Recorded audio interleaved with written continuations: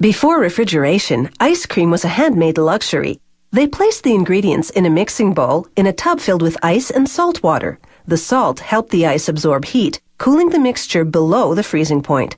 In the 1920s, commercial freezers made mass production possible, launching the ice cream industry.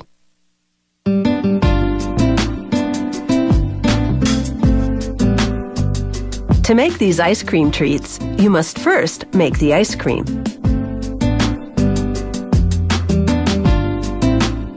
It all begins with fresh cream. The factory stores the cream in refrigerated silos set to a constant 4 degrees Celsius. The silos feed a high-speed mixer that blends it with the other ingredients. The main dry ingredients are powdered skim milk and plant-based stabilizers and emulsifiers. Stabilizers prevent the ice cream from crystallizing, and emulsifiers allow the mix to bond with air during the whipping process. The other ingredients are sugar and corn syrup. After about 3 minutes of mixing, a pumping system moves the mixture into large pasteurization tanks.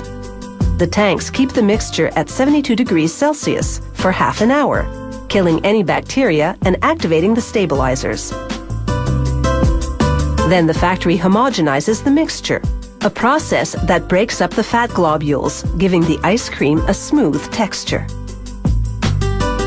They cool the mixture and add concentrated vanilla flavoring.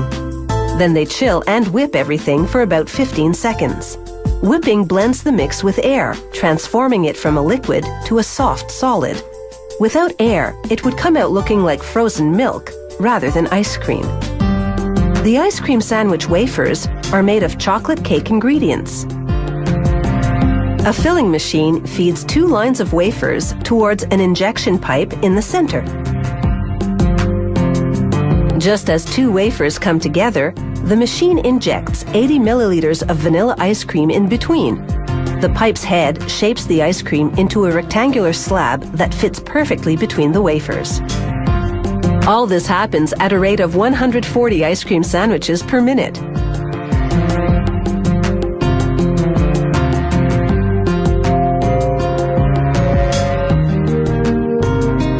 As the sandwiches move on to packaging, the filling is still ice cold from the freezing phase, so there's no threat of it melting.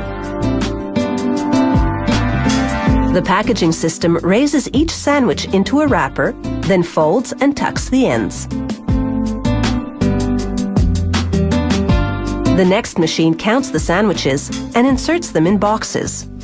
Once sealed, the boxes go directly into a storage freezer at -30 degrees Celsius. On another line, ice cream cone production is underway. A feeder drops pre-wrapped sugar cones into holders on a conveyor belt.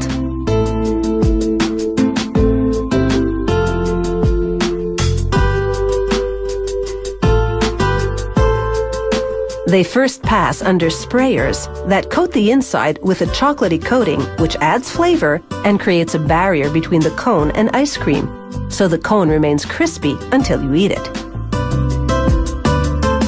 Next, nozzles squirt in the ice cream filling, 78 milliliters per cone. 1 production line, 2 flavors. 1 row of cones gets vanilla ice cream, the other row chocolate. Now for a tasty surprise in the cone's core, an injection of liquid caramel.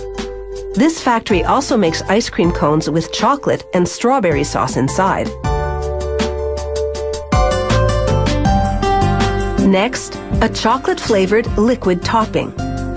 Then the crunchy finishing touch, a layer of chocolatey-coated puffed rice.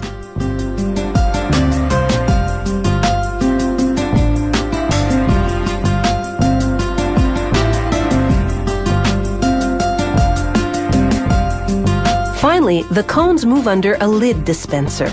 It applies a wax-coated paper lid to each one. A heating element instantly melts the wax, sealing the lid to the cone's paper sleeve.